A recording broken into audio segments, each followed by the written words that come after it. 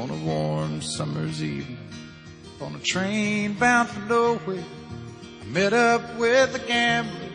We were both too tired to sleep, so we took turns of staring out the window at the darkness till boredom overtook us, and he began to speak.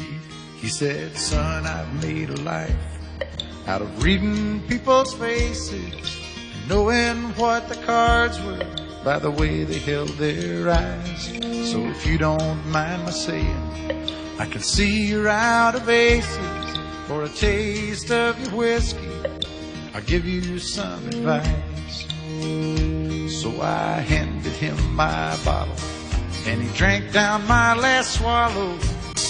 Then he bummed a cigarette and asked me for a light, and the night got deathly quiet